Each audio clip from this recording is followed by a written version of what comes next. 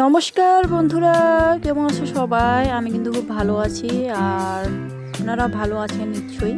যাই হোক, আজকে আমি আপনাদের সাথে আমার বাড়ির চারপাশটা শেয়ার করছি। তো এই যে আমি আছি ছাদে, আর এই যে দেখতে পাচ্ছ এটা নদীর ওই পাশে কিন্তু এই রিসর্টটা, যেটা একদিনকার ভিডিওর মধ্যে দেখাইছিলাম।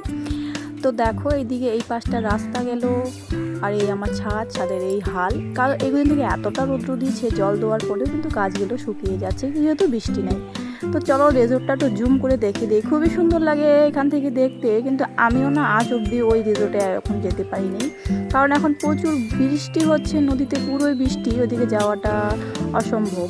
আর দেখো আমার বাড়ি এই পাশটা, তো ওইদিকে কিন্তু নদীটা, ওই রাস্তা দিয়ে একদিনকে তোমাদের সাথে আমি শেয়ার করছিলাম।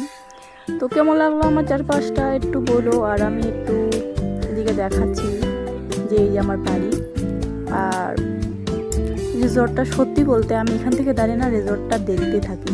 আর এই যে আমার তুলসী মাইয়া, আর দেখো ফুলগুলো শুকিয়ে গেছে, যেহেতু এখন আমাবতী ছেড়েছে, কয়েক পুজো হয় নাই, তো ফুলগুলো শুকে নিজেই চলে গেছে। দেখো কি সুন্দর লাগছে না রিসর্টটা। যাই হোক, তোমাদের এখানে অনেক আমি বেদাই করে দিলাম।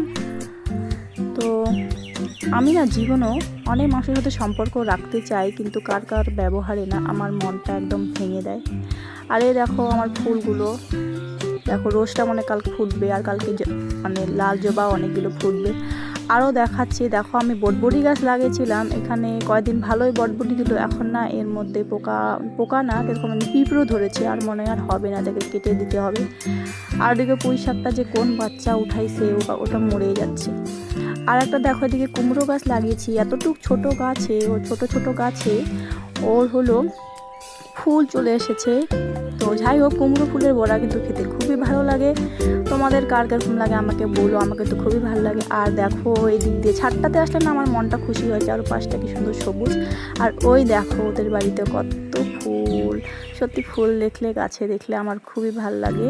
আর গাছেই ভালো লাগে জানো, কারণ একটা জিনিস ফুল গাছেই ভালো লাগে, সেটা ঠাকুরকে দেওয়ার পর তো আরোই ভালো লাগে আসনে দেখতে। যাই হোক, কেমন লাগলো আমার বাড়ির পরিবেশটা একটু বলো।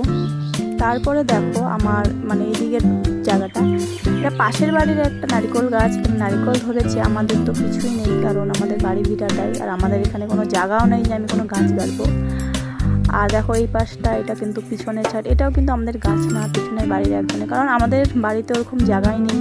দেখো সীমানার পরেই, সীমানার সাথে না, একটু সীমানার সাইড দিয়ে আছে ঘর, কারণ সীমানার মধ্যে তো মানুষ ঘর বানায় না। আর ওদের গাছেও দেখো কি সুন্দর ফুল, তাই না বন্ধুরা? তো যাই হোক, আজকের ভিডিওটা এখানেই রাখলাম। কীরকম লাগলো আমার বাড়ির পরিবেশটা অবশ্যই আমাকে কমেন্ট করে জানাবে, আর আমার ভিডিওগুলো কীরকম লাগে একটু